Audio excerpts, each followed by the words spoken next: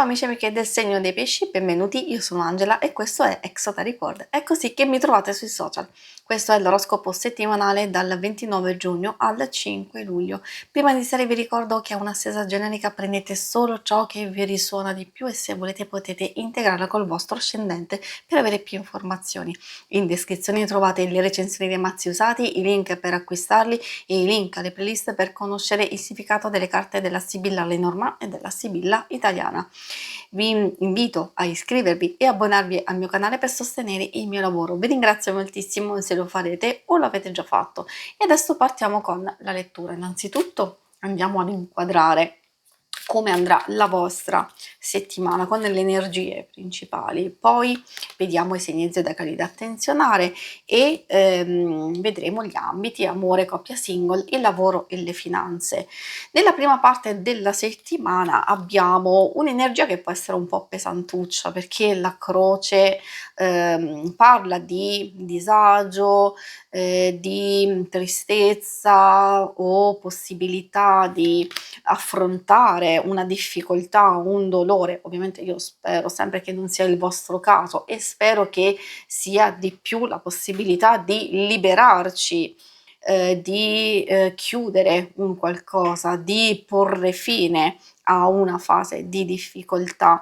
Forse c'è proprio questa possibilità perché vedendo la carta della torre, allora possiamo prepararci, possiamo riposarci dalla stanchezza compiuta. Questa potrebbe essere anche e riguardare le normali faccende o di casa o di lavoro o se ci siamo impegnati in qualcosa di faticoso e di stressante. Allora sappiamo che c'è finalmente questa conclusione, che possiamo goderci una fase di riposo oppure proprio abbiamo bisogno di tranquillità, di isolamento per riflettere attentamente su un qualcosa e magari anche a prepararci a godere insomma di quello che abbiamo compiuto, di quello che abbiamo fatto, però anche per alcuni di voi di prepararsi a una nuova fase.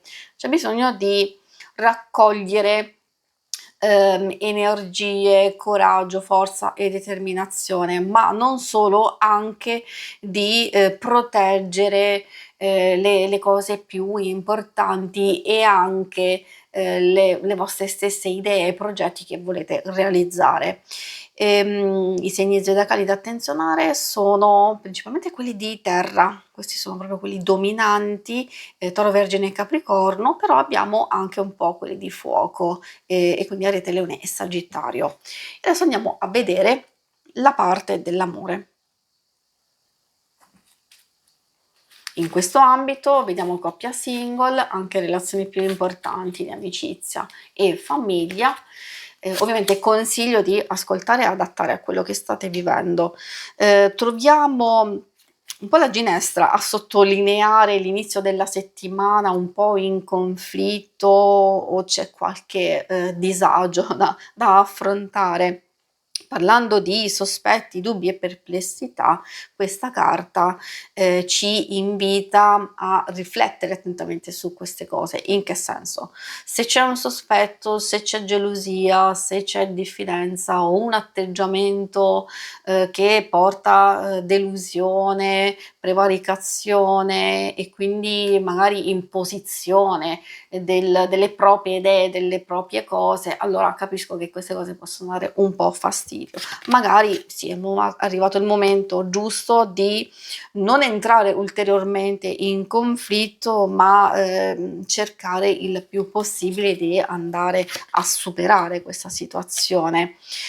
Potrebbe essere un po' difficile questa settimana, questo è vero, perché in realtà si vedono energie molto molto forti, perché forse voi state cercando di raccoglierle e proiettarle su alcune cose che sono molto molto importanti per voi e allora quando ci sono, soprattutto nelle dinamiche affettive, sentimentali, anche di amicizia e famiglia che disturbano un po' la quiete, allora si vede che può esserci qualche tensione e qualche dispiacere. Secondo me risolvibile, si vede anche dal girasole, quindi alcune cose andranno a rasserenarsi e a migliorare e quindi trovare fiducia, rispetto reciproco, quindi c'è compensazione e collaborazione. È solo la prima parte che è un po' più difficile e quindi magari qui potete riflettere se cercare subito di risolvere, se non è possibile sapere che alcune cose poi comunque andranno a rasserenarsi. Per i single cosa vogliono dirvi? Che la parte conflittuale, la parte difficile può riguardare una persona che è già presente nella vostra vita, che ci sia una frequentazione, che ci sia un qualcosa che magari procede ancora da una fase precedente.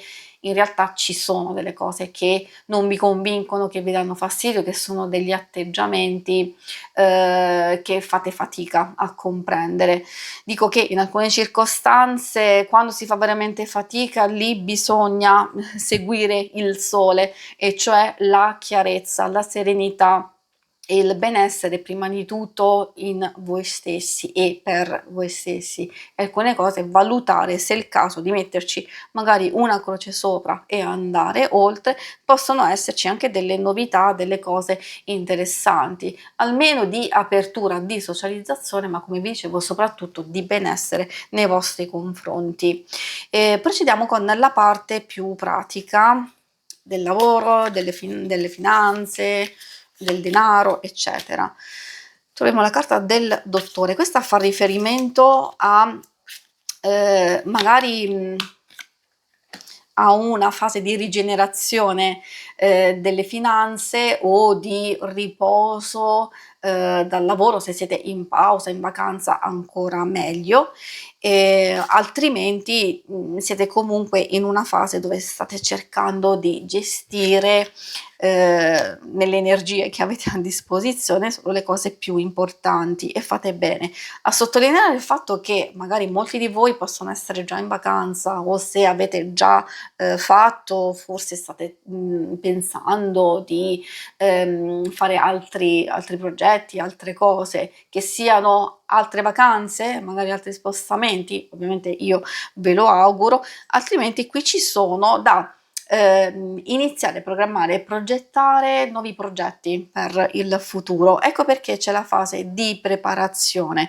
magari ordine, pulizia, prospettive nuove, quindi sono favoriti tutti quei progetti di lunga durata, e questo è il momento di accogliere riflessione, massima tranquillità, serenità, e con questa carta ci possono essere dei buoni propositi.